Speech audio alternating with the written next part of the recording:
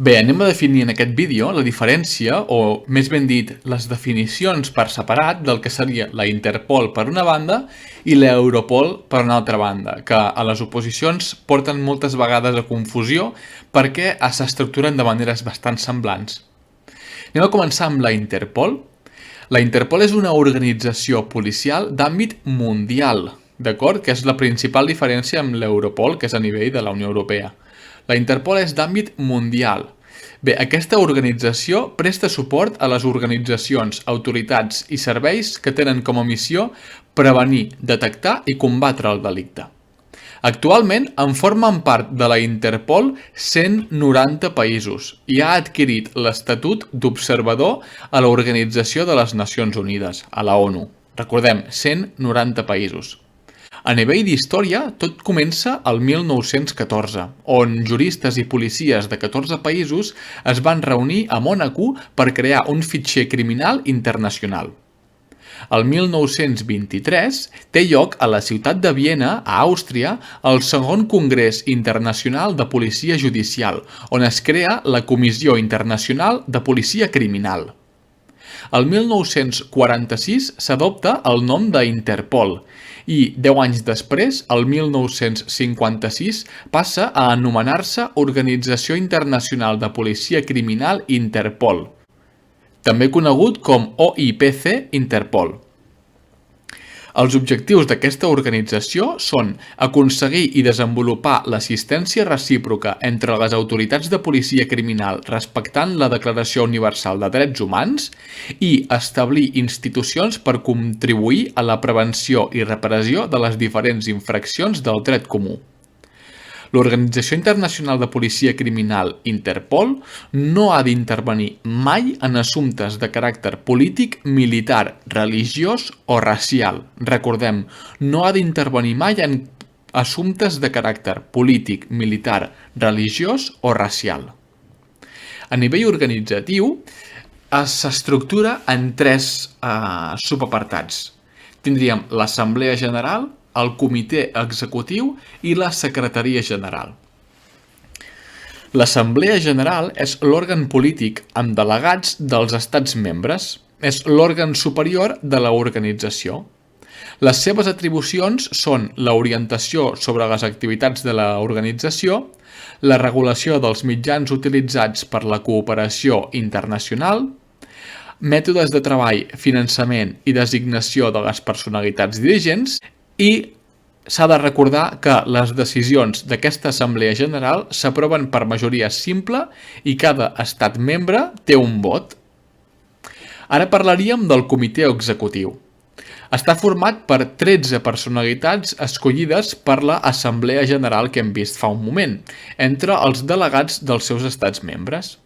Entre les seves funcions destaquen la d'executar les decisions de l'Assemblea i aprovar el programa de treball i el projecte de pressupost. Seria com l'òrgan de govern, l'òrgan executiu, doncs dins la Interpol s'anomena Comitè Executiu, i l'òrgan legislatiu, per dir-ho d'alguna manera, seria l'Assemblea General.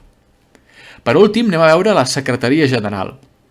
És un òrgan executiu, per tant ens estan fent entendre que forma part del govern de la Interpol, doncs, de caràcter permanent, que s'encarrega de l'administració i el funcionament de la cooperació policial internacional. S'ha de dir que l'Oficina d'Enllaç Europea depèn directament de la Secretaria General. Aquesta executa les decisions de l'Assemblea i el Comitè Executiu, que és molt important això que acabem de dir, és a dir, executa les decisions de l'Assemblea General i del Comitè Executiu. Per tant, la Secretaria General és un òrgan executiu per se. També dirigeix i coordina la lluita contra la delinqüència internacional, centralitza la informació criminal i s'encarrega de les relacions amb les autoritats nacionals i internacionals. Aquesta, molt important també, està dirigida per un secretari general. Això és relativament fàcil. Bé, els hem vist, Assemblea General, que és el que orienta l'activitat de l'organització, mètodes de treball, finançament. Comitè Executiu, que està format només per 13 persones i executen les decisions de l'Assemblea General i aproven el programa de treball i el projecte de pressupost. I la Secretaria General, que executa les decisions d'aquests 2 òrgans que hem vist. Ara anem a parlar del funcionament de la Interpol. Cada país membre disposa d'una oficina central nacional, OCN, Oficina Central Nacional, Oscar Charlie November. Aquesta oficina central nacional s'encarrega de mantenir l'enllaç amb els diversos serveis de policia de l'estat respectiu, amb les oficines centrals nacionals dels altres països i amb la Secretaria General de l'organització. L'Oficina Central Nacional, la OCN, es compon de funcionaris de l'Estat que actuen sempre dins del marc de la legislació nacional, d'acord? Dins del marc de la seva pròpia legislació. A l'estat espanyol, a Espanya, l'Oficina Central Nacional funciona des de l'any 1929. La cooperació policial afecta els delictes que presentin un caràcter internacional. Per tant, estarem parlant sobretot de delictes de violència contra les persones, delictes contra la propietat, ús d'armes de foc i explosius amb un fi delictiu, identificació de víctimes de catàstrofes, delinqüència organitzada i terrorisme, lluita contra el terrorisme internacional, actes il·lícits contra la seguretat aèria, fraus econòmics, falsificacions i moneda falsa i, per últim, tràfic il·lícit de drogues.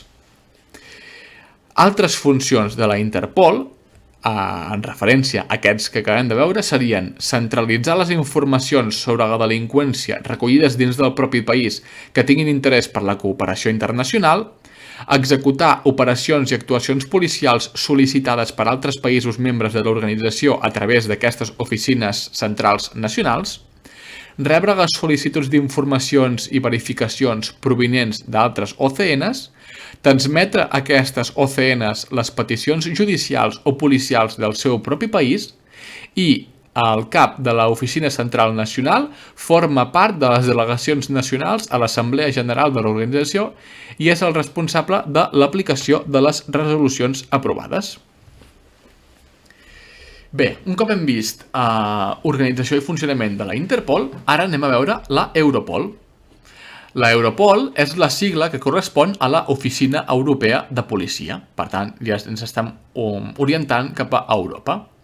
Els principals motius per la creació de l'Europol van ser la lliure circulació de persones, béns i serveis, la desigualtat dels sistemes legals, les barreres culturals i lingüístiques en la cooperació, la dificultat de coordinar recursos i l'absència d'una visió europea del crim organitzat.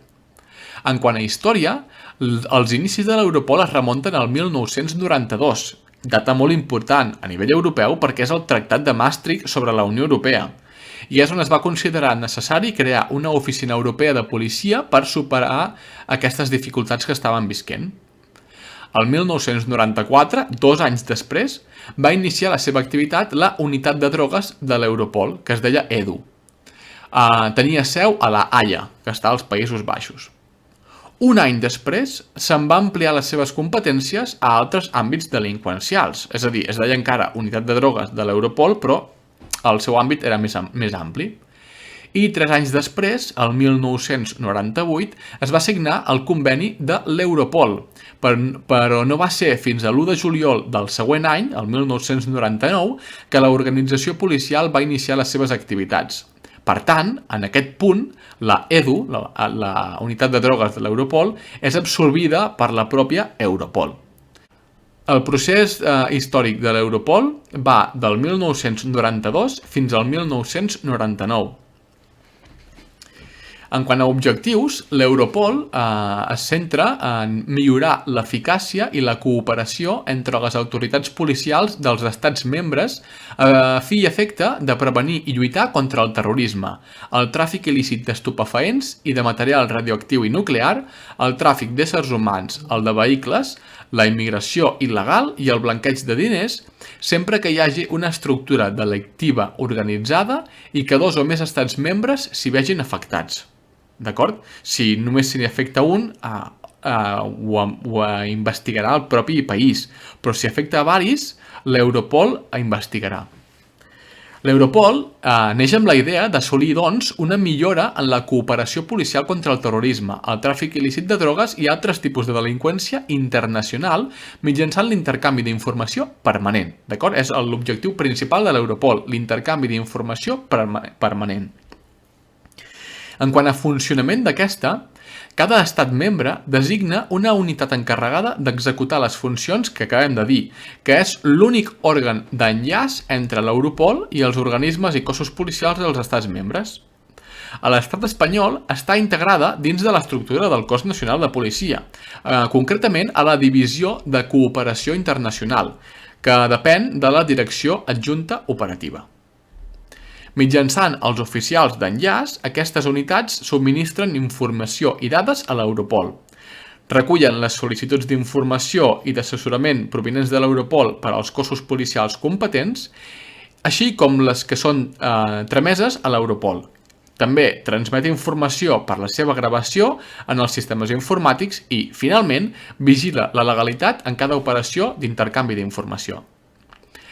Altres funcions d'aquest organisme serien facilitar l'intercanvi d'informació entre països, recollir i analitzar informació i dades, comunicar als serveis competents dels estats membres mitjançant les unitats estatals de l'Europol les dades que els afectin i la relació entre els actes delictius dels quals han tingut coneixement, facilitar les investigacions dins dels estats membres enviant a les unitats estatals de l'Europol tota la informació necessària, gestionar sistemes informàtics de recollida de dades amb informació sobre persones sospitoses de cometre delictes o que hagin participat, que siguin competència de l'Europol o hagin estat condemnades per aquests delictes, i gestionar la recopilació de dades relatives a les persones perjudicades per delictes o que puguin ser considerades possibles testimonis en investigacions o futures causes penals.